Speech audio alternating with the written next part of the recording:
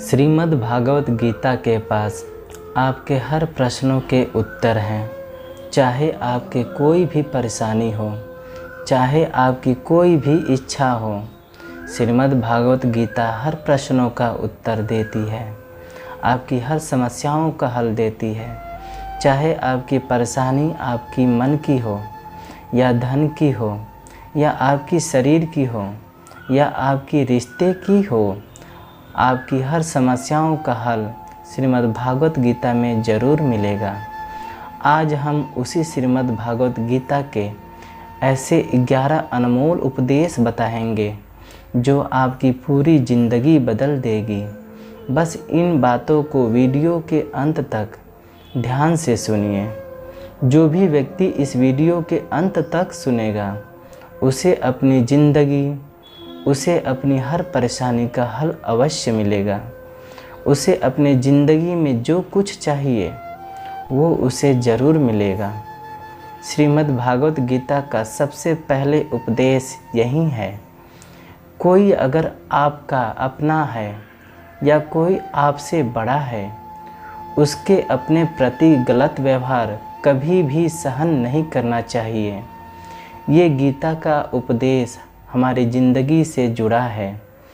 हम भी अपने मन की तकलीफ़ों को ज़िंदगी भर यह सोचकर जीते हैं, ये तो मेरा अपना है, ये तो मेरा बड़ा है, इसे हम कैसे कुछ कह सकते हैं। हम यदि कुछ नहीं सहेंगे, कुछ कह देंगे तो हमारे रिश्ते ही खराब हो जाएंगे, हमारे रिश्ते ही समाप्त हो जाएंगे। पर सोचने की बात यह है कि उस व्यक्ति को आप अपना कैसे मान सकते हैं जो आपकी तकलीफ़ों की वजह हो। अपना तो वह होता है जो हमारी तकलीफ़ों को दूर कर दे। तो गीता का ये उपदेश है कि किसी को भी आप अपना फ़ायदा मत उठाने दो, किसी को भी खुद पर जुल्म मत करने दो, क्योंकि आप जितना सहेंगे वो उतना ही सहने के लिए और मजबूर करेंगे। गीता का पहला अध्याय जिसका नाम अर्जुन विषाद योग और दूसरा अध्याय जिसका नाम सांख्य योग है, उसके आरंभ में अर्जुन ने श्री कृष्ण के आगे अपना दुख प्रकट किया है। हे केशव, मैं कौरव से कैसे युद्ध कर सकता हूँ? ये सब तो मेरे अपने ही हैं। मैं कैसे भीष्म पितामह और द्रोणाचार्य से युद्ध करूँगा, क्योंकि वो दोनों मेरे पूजनीय हैं। इसलिए इन गुरुजनों को मारने से अच्छा है मैं भिक्षा के अन्न को खाकर मैं अपने जीवन का गुजारा करूं। और जिन कौरवों से युद्ध करने जा रहा हूं वो सब धृतराष्ट्र के पुत्र मेरे भाई ही हैं, वे अपने ही हैं। इन सबको मारने से अच्छा है कि मैं सन्यासी बन जाऊं।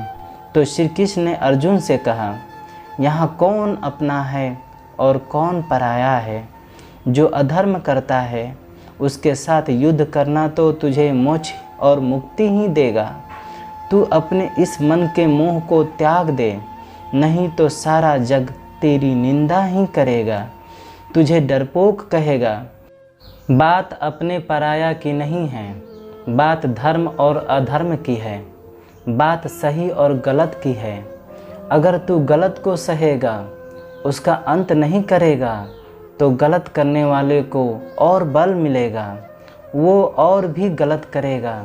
इसीलिए मन के मोह को त्याग करके तू युद्ध कर। महाभारत की भी एक और कहानी भी है। जब अर्जुन के पुत्र अभिमन्यु की युद्ध में मृत्यु हो जाती है, तब अर्जुन बहुत दुखी होता है, रोने लगता है। वो श्री कृष्ण से कहने लगा कि मेरा पुत्र अभिमन्यु मर गया है, मैं ये दुख बिल्कुल भी सहन नहीं कर सकता, मैं भी अपने आप को समाप्त कर लूँगा। फिर भगवान श्री कृष्ण उसे आत्माओं के लोक में ले कर गए, जहाँ अभिमन्यु आनंद से बैठा हुआ था।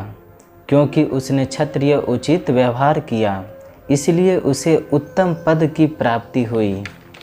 जब अर्जुन अभिमन्यु के पास रोते रोते पहुंचा, अपने पुत्र को देखकर बहुत प्रसन्न हुआ।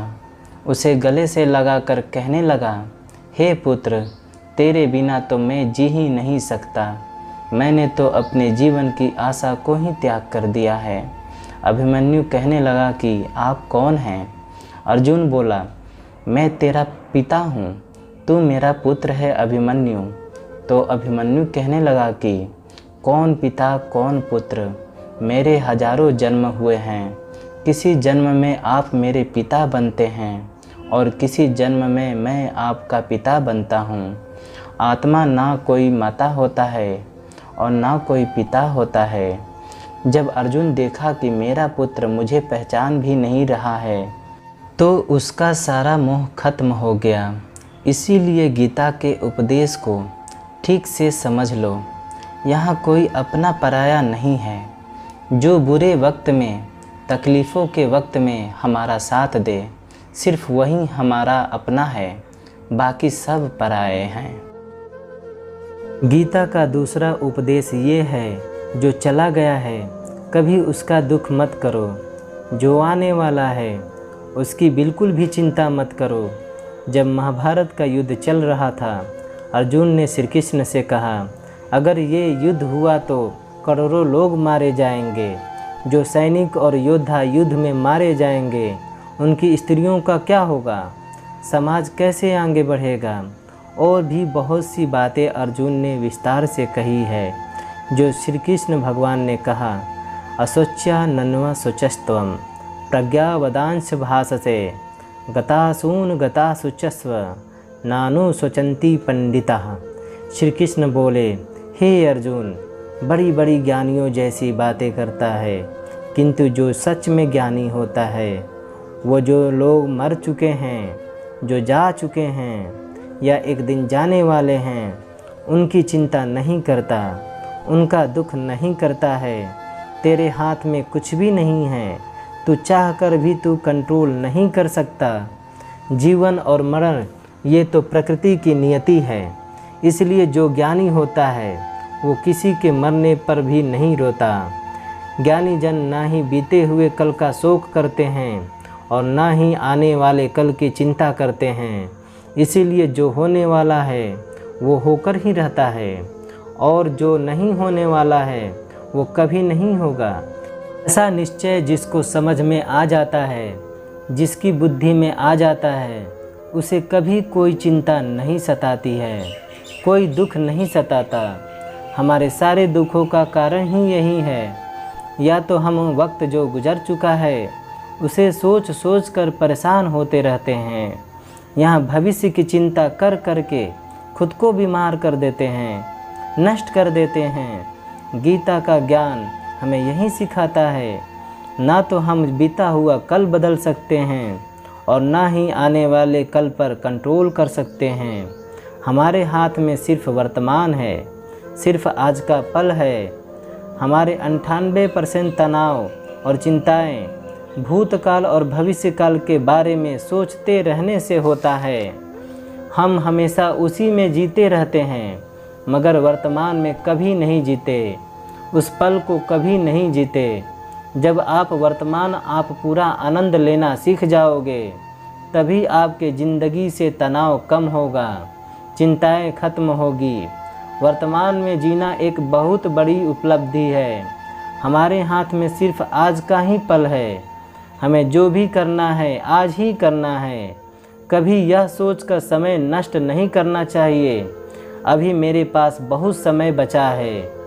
एक गुरुजी ने अपने एक शिष्य को पारस का पत्थर दिया। उनका वो शिष्य बहुत आलसी था, हर काम को कल पे टाल देता था। तो गुरुजी ने उससे कहा, मैं तुझे एक पारस पत्थर दे रहा हूँ।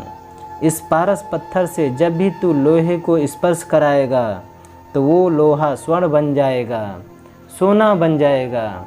और ये पारस पत्थर मैं तुझे 1 महीने के लिए दे रहा हूँ। जब 1 महीना समाप्त हो जाएगा तब मैं ये तुझसे पत्थर वापस ले लूँगा। तब तक इस पत्थर को अपने पास ही रखना। गुरुजी का वो शिष्य बाज़ार में लोहा खरीदने के लिए गया। जब बाज़ार में वह लोहा खरीदने पहुंचा तो उसे लोहे का वो रेट बहुत महंगा लगा। उसने कहा, थोड़े दिन रुक कर ले लूँगा। जब लोहे का रेट कम हो जाएगा। और उसके इस बुद्धि में ये बिल्कुल नहीं आया कि इस लोहे को मैं सोना बनाकर बहुत अधिक धन बना सकता हूँ। लेकिन उसकी मन की सुस्ती, उसके मन का आलस्य, उसकी वजह से उसने उस काम को कल पर टाल दिया। ऐसे ही करते करते पूरा महीना समाप्त हो गया। फिर गुरुजी ने उस शिष्य के पास आ पहुँचे। तो बताओ तुमने कितना सोना बनाया? बोला कि मैंने अभी सोना बनाना शुरू भी नहीं किया। तो गुरुजी ने कहा मुझे वो पारस पत्थर वापस चाहिए। शिष्य बोला कि नहीं, थोड़ा वक्त दीजिए, मैं थोड़ा सोना बनाना चाहता हूँ। तो गुरुजी ने कहा ये पारस पत्थर पूरा 1 महीना तेरे पास था, पर तू कुछ नहीं कर पाया। लेकिन अब समय समाप्त हो चुका है। ऐसे ही हमारा जीवन है, हमारी ज़िंदगी है, और ये समय ही पारस पत्थर है। हम समय के एक एक पल से अपने जीवन को सोना बना सकते हैं। लेकिन हमें ये वक्त लगता है। हमारे पास बहुत समय बचा है। एक दिन ज़िंदगी जी लेंगे, एक दिन ज़िंदगी में खुश हो जाएंगे, लेकिन वो दिन कभी नहीं आता। ज़िंदगी भर भागते रहते हैं, चिंता करते रहते हैं, दुख होते रहते हैं, लेकिन ज़िंदगी को जीना, खुश रहना हम भूल जाते हैं। इसीलिए गीता का ज्ञान हमें ये सिखाता है, आप आज में जीना सीखो, इस पल में जीना सीखो। गीता का तीसरा उपदेश यह है कि मौत से डरना बिल्कुल व्यर्थ है। श्री कृष्ण ने गीता में कहा है, ये संसार मृत्यु लोक है। जिसका भी जन्म हुआ है वो एक दिन जरूर मर जाएगा। जिसका आरंभ हुआ है उसका अंत अवश्य होगा। हम इसे रोक नहीं सकते। जैसे हम रोज़ कपड़े बदलते हैं, वैसे ही हमारी आत्मा नया शरीर धारण करती है। मृत्यु सिर्फ इस जीवन का एक नया आरंभ है, इस जीवन का अंत नहीं। आत्मा कभी नहीं मर सकती और न ही उसे कोई मार सकता है। लेकिन मौत का डर मनुष्य को सबसे ज़्यादा लगा रहता है। मौत का दुख भी इंसान को सबसे ज़्यादा होता है। एक पेड़ में 1-2 पक्षियों का जोड़ा रहता था। उन दोनों को एक दूसरे से बहुत प्रेम था। उन्होंने साथ जीने मरने की कस्में खाई थी। एक दिन वहाँ शिकारी आया और उसने तीर चलाकर वहाँ पेड़ पर बैठे मादा पक्षी को मार दिया। तो अकेला नर पक्षी रोने लगा, मैं तुम्हारे बिना कैसे जी पाऊँगा। तुम्हारी जगह मेरी मृत्यु आ जाती, मेरा जीवन तुमको मिल जाता। वो रो रो कर बहुत विलाप करने लगा। इतने में ही उस शिकारी ने दूसरा तीर चलाया और उस नर पक्षी को भी मार दिया। वास्तविकता में यह कहानी हमारी ही है। हम भी रोते रहते हैं जब कोई मरता है तो, लेकिन हमें यह नहीं पता एक न एक दिन हमारा भी जीवन समाप्त हो जाएगा।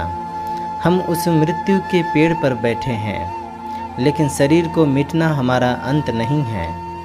श्री कृष्ण ने अर्जुन से कहा है, हे अर्जुन, तेरे और मेरे अनंत जन्म हुए हैं। तुझे कुछ भी याद नहीं है, लेकिन मुझे सब याद है। जो व्यक्ति इस सत्य को समझ ले कि मैं यहाँ संसार में कुछ समय के लिए आया हूँ, उसके ज़िंदगी के सारे झगड़े, सारे दुख, सारी चिंताएं समाप्त हो जाएंगी। जब इस संसार में जाना ही है तो किस बात का भय, किस बात का डर। पहले के ज़माने में साधु महात्मा लोग पैदल यात्रा करते थे। यात्रा करते करते वो नगर में पहुँचे। वो महात्मा बहुत थक चुके थे। उस नगर में उन्होंने एक महल देखा और उन्होंने उस महल में जाकर विश्राम करने का सोचा और वो महल में जाकर सो गए।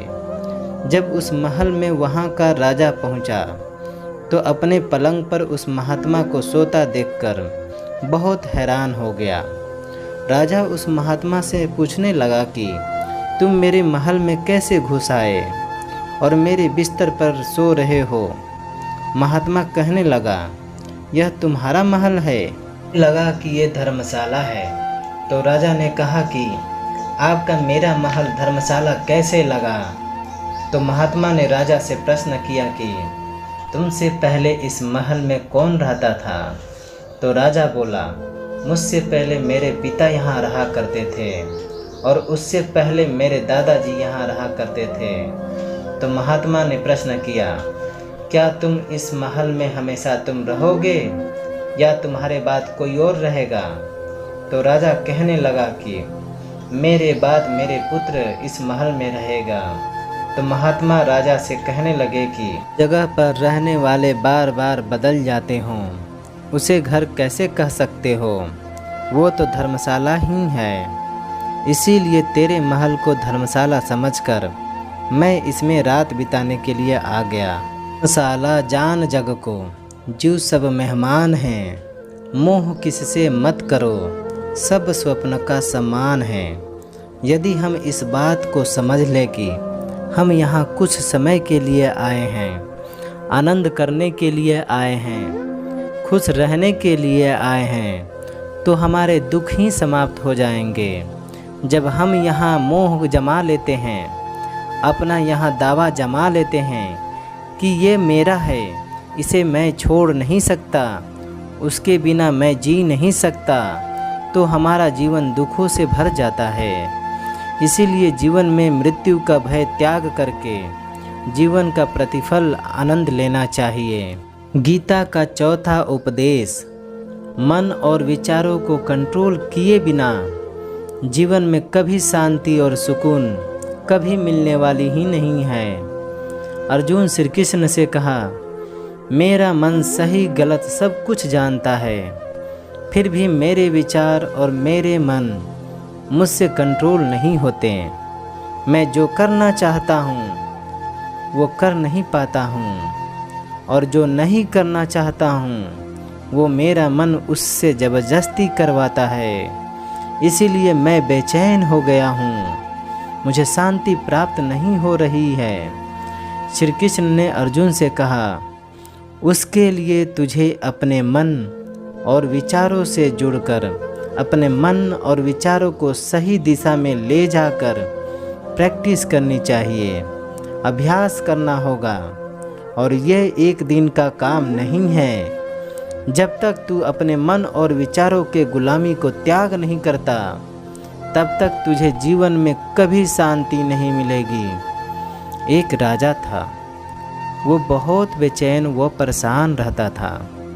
एक दिन वो अपने गुरुजी के पास गया और उनसे उसने कहने लगा कि मेरा मन बहुत बेचैन है, मैं बहुत परेशान हूँ, मैंने पूरा संसार को जीत लिया है, सब कुछ है मेरे पास, पर मैं खुश नहीं हूँ, मेरे मन में सुकून नहीं है, शांति नहीं है।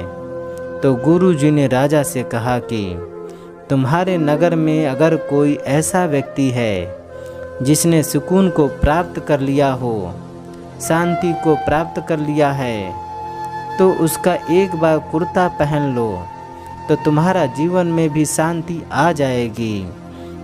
राजा बहुत प्रसन्न हो गया। ये तो बहुत आसान काम है। वह अपने राजमहल में आया। राजसभा में वो सबसे कहने लगा कि आप लोगों में जो शांत हो चुका हो, जिसको सुकून मिल चुका हो, वो अपना कुर्ता मुझे दे दे। बदले में जितना धन मांगेगा मैं उसे दे दूंगा। सब लोग एक दूसरे का मुंह देखने लगे। पैसे का लालच आया, लेकिन सबको एक दूसरे की सच्चाई पता थी, क्योंकि किसी के ज़िंदगी में शांति व सुकून नहीं था।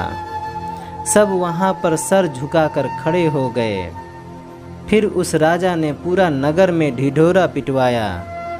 जिसे भी शांति प्राप्त हो चुकी हो, सुकून प्राप्त हो चुका हो, वो मेरे पास आकर वो अपना कुर्ता दे दे। वो जितना कहेगा उसे उतना ही धन दिया जाएगा। लेकिन एक भी व्यक्ति कोई ऐसा नहीं मिला जिसे शांति प्राप्त हो चुकी हो। वास्तविकता में जब कोई मरता है तब हम कहते हैं कि वो फलाना व्यक्ति आज शांत हो गया है। तभी कभी जिंदा इंसान के लिए नहीं सुना। एक जीता जागता इंसान शांत हो गया है। राजा के सैनिक पूरे शहर में घूमते रहे। फिर उन्हें पेड़ के नीचे एक महात्मा तपस्या करते दिखा। उसके चेहरे पर एक शांति थी, सुकून था। वो सैनिक उस महात्मा के पास आकर पूछने लगे, क्या आपने शांति प्राप्त कर ली है? क्या सुकून प्राप्त कर लिया है? महात्मा ने कहा, मैं पूरी तरह से शांत हूँ। उस सैनिक उसे राजा के पास लेकर आए। राजा ने उस महात्मा से प्रश्न किया, क्या आपको शांति व सुकून प्राप्त हो चुके हैं? महात्मा कहने लगे, महाराज, मैं पूरी तरह से शांत हूँ। मुझे कोई चिंता नहीं है। मुझे किसी चीज़ की कोई लालच नहीं है। मुझे कोई इच्छा नहीं है। राजा भी बहुत प्रसन्न हो गए। आखिर वह व्यक्ति मिल ही गया जिसे शांति को प्राप्त हो चुकी है, जिसे सुकून प्राप्त हो गया है। वो राजा उस महात्मा से कहने लगे, हे महात्मा, आप कृपया करके अपने कुर्ता मुझे दे दें। बदले में आप जो मांगेंगे मैं आपको दे दूंगा। महात्मा कहने लगे, महाराज, सुकून व शांति मुझे मिल चुकी है, लेकिन क्या कर सकूं? मेरे पास कुर्ता ही नहीं है पहनने के लिए जो मैं आपको दे सकूं। जब राजा ने इस महात्मा की ये बात सुनी, इस महात्मा के पास कुर्ता भी नहीं है पहनने के लिए, उसके बाद भी महात्मा एकदम शांत है, इसके जीवन में एकदम सुकून है। मैं सारी ज़िंदगी धन को जोड़ने में लगा रहा, दुनिया जीतने में लगा रहा, लेकिन मुझे शांति नहीं मिली, सुकून नहीं मिला। क्योंकि शांति व सुकून बाहर की चीज़ नहीं है, बल्कि अपने भीतर की चीज़ है। इसीलिए कोई व्यक्ति अपने मन व विचारों को कंट्रोल नहीं करता, तब तक उसके जीवन में सुकून व शांति नहीं आती।